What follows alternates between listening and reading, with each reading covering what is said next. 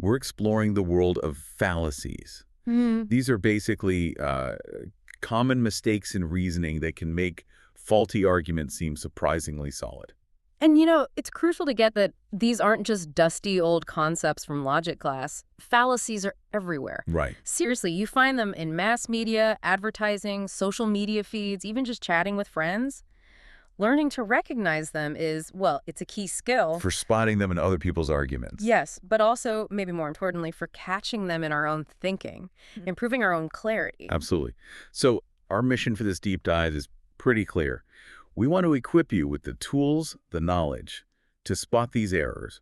Sometimes they're subtle, sometimes, well, not so subtle. The goal is to sharpen your own reasoning and help you tell the difference between what just looks true and what actually is true. Let's do it. All right, so let's start right at the beginning.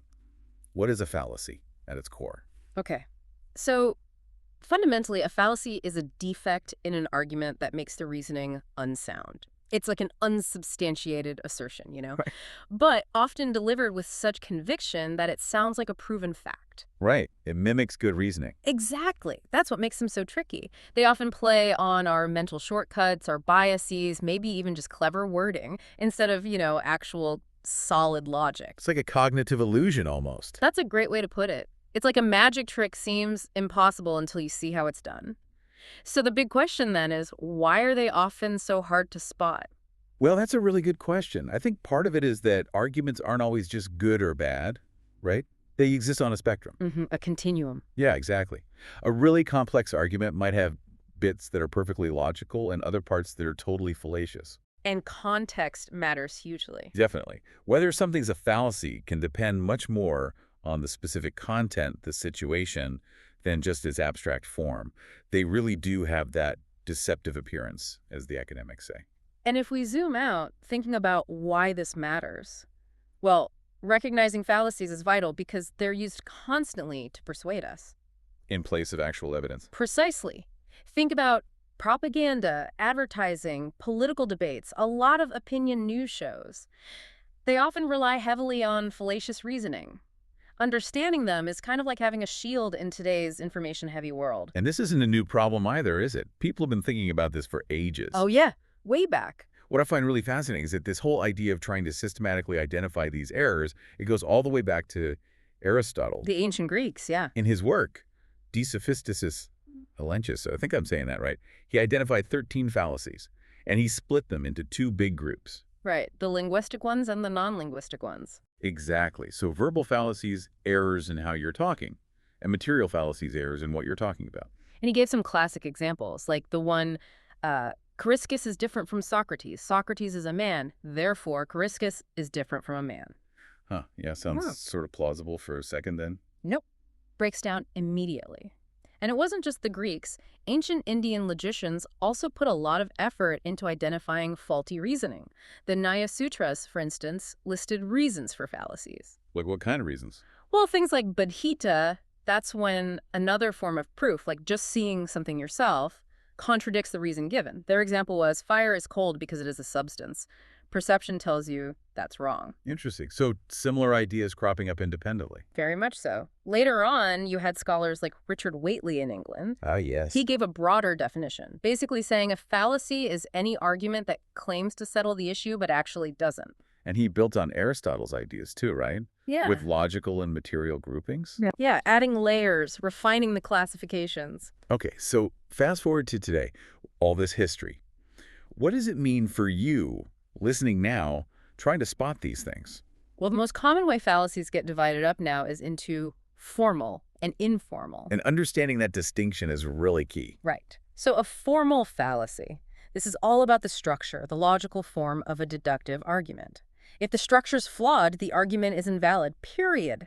Doesn't matter if the starting points, the premises, are true. It's often called a non sequitur. Because It does not follow. The conclusion simply doesn't logically connect to the premises based on the form alone. Like the ecological fallacy example. If, say, countries with more Protestants have higher suicide rates, you can't just leap to say Protestants as individuals must be more likely to commit suicide. Exactly. The error there is applying a group statistic directly to an individual without justification. That's a structural, formal error. Okay, so formal fallacy is a bad structure in deductive arguments. Pretty much. But, and this is a really important but, Martin Boudry pointed out something he called the fallacy fork. Okay, what's that? His point was that these really clear-cut, textbook formal fallacies, they're actually pretty rare in real-life arguments. Huh. Why is that? Because real arguments are messy. What looks like a formal fallacy on paper might actually be reasonable if you consider the context or prior probabilities. Real arguments are often inductive or defeasible, meaning new info can change things. So they aren't always these neat deductive proofs. Right. Which raises the question, how do we handle the messy arguments we actually encounter day to day? And that, I guess, is where informal fallacies come in. Exactly. These are errors in reasoning that aren't about the logical structure itself. So what are they about? They're about the content, how the premises are used, the relevance of the evidence, misuse of language, hidden assumptions, stuff like that. So an argument could have a perfectly valid structure but still be fallacious because of an informal fallacy. Precisely. It could be logically tight, but still totally unpersuasive or misleading because the content is flawed. These are the ones you bump into constantly. Okay, this seems like where we should focus then. Let's look at some really common informal fallacies, the ones you're likely to see, maybe even use yourself without realizing it. Absolutely. Let's start with a big one. Faulty generalization. Okay. Pretty much what it sounds like, drawing a big conclusion from too little evidence. A classic type is hasty generalization. Ah, jumping to conclusions. You got it.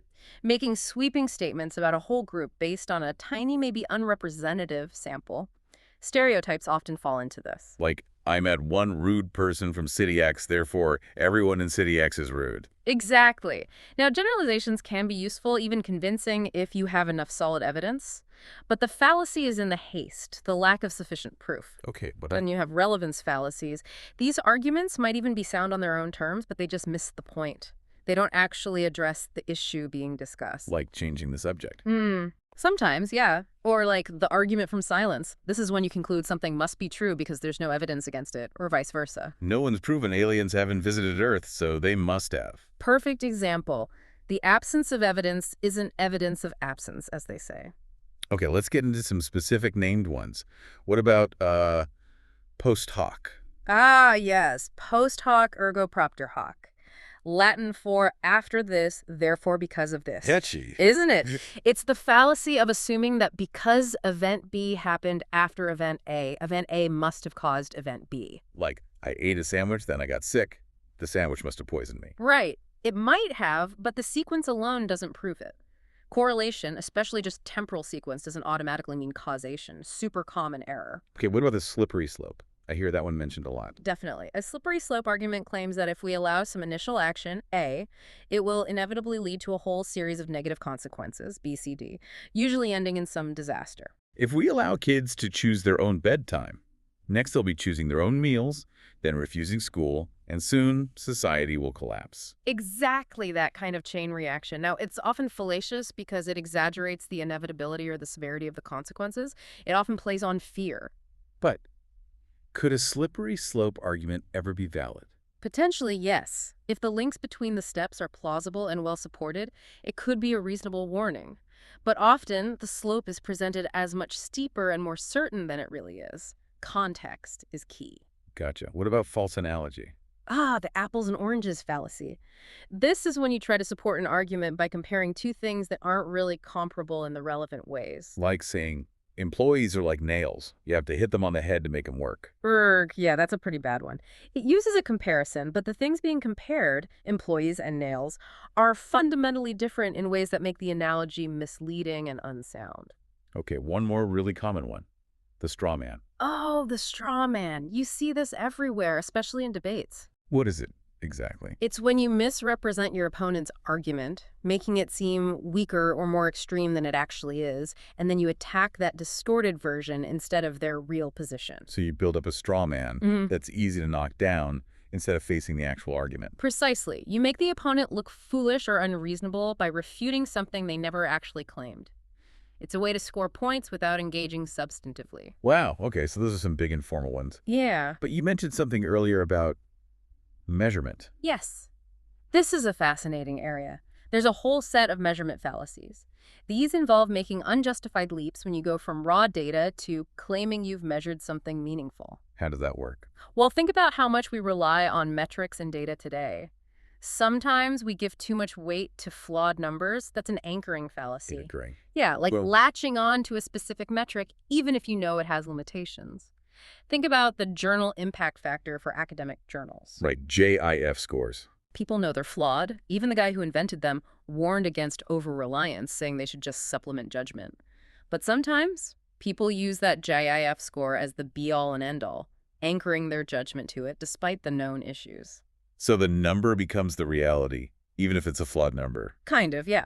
Then there's the naturalistic fallacy in measurement. That's assuming more is always better, or higher is always better. Like judging a scientist just by the sheer number of papers published. Exactly. Or assuming a higher score on some developmental test is automatically better without considering what that score actually represents. We also see false analogies here. In measurement, how? Well, databases that track citations, like Scopus or Web of Science, they often can't tell why something was cited. Was it praised? Criticized? Just mentioned. Oh, okay. So if someone makes a claim based on citation counts, assuming all citations are equal endorsements, that's potentially a false analogy. They're treating different things as if they're the same. Interesting. And the argument from silence. That can happen too.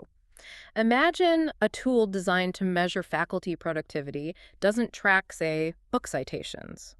If someone then uses that tool's output to argue a professor has low productivity based partly on the absence of book citation data the tool couldn't see, well, that's arguing from silence. Because the data just wasn't there to begin with. Right, and you can even get the ecological fallacy again. If you try to measure the productivity of, say, Puerto Rican faculty by using data aggregated for all Hispanic faculty, those groups aren't the same. You're applying stats from one group to a different subgroup. Wow. So it really makes you question how we use data. How can we be sure our metrics are actually measuring what we think they're measuring? That's the million-dollar question, isn't it? It requires constant critical evaluation of the tools and the Oh. interpretations. Okay, so we've talked about unintentional errors, measurement issues, but sometimes people use fallacies on purpose, Oh, right? absolutely. Here's where it gets, well, potentially more manipulative. Using fallacies as a weapon, almost. You could say that. In any context, debates, politics, advertising, even just trying to win an argument with a friend, someone might intentionally use a fallacy to persuade you, not with good evidence, but through trickery. What are some examples of those intentional ones? There are loads. Diverting the conversation with a red herring, bringing up something totally irrelevant to distract, Okay. attacking the person instead of their argument. That's the classic argumentum ad hominem. Don't listen to his climate policy ideas. He got a speeding ticket once. Exactly. Assuming the conclusion in your premises, that's circular reasoning or begging the question. Like, the Bible is true because it says it's the word of God. Making huge logical jumps non sequitur, claiming something is true just because lots of people believe it, argumentum ad populum, or the bandwagon fallacy. Everyone's buying this phone, so it must be the best. Yep. Or creating a false dilemma presenting only two options, usually one obviously bad, when other possibilities exist. Either you support this policy completely or you want the country to fail. Oversimplifying things dramatically. Right. These are rhetorical tactics designed to bypass critical thinking. It's interesting you even see these used for comedy sometimes. Mm. Like Groucho Marx's one-liners often played on logical fallacies. Absolutely. Humor often relies on absurdity and breaking logical rules. Yeah. Gary Larson's Far Side cartoons were masters of the non sequitur. Yeah. But, when these tactics are used deliberately in serious contexts, politics, science, legal settings, to mislead people, that really raises questions about the speaker's integrity. It's not just a mistake anymore, it's deception. Exactly. It undermines trust and rational discourse. Okay, so we've covered a ton of ground here. Formal, informal, measurement, intentional fallacies. How do we actually assess arguments in the real world then? Is it always clear-cut? That's a tricky part. According to what's called pragmatic theory, it's often not clear-cut. This view sees fallacies in two ways. Okay. One, as a heuristic error, basically an unintentional mental shortcut that went wrong, a reasoning mistake. An honest mistake. Right. Or two, as a deliberate ploy or tactic used to try and win an argument unfairly. The intentional weapon we just talked about. Exactly.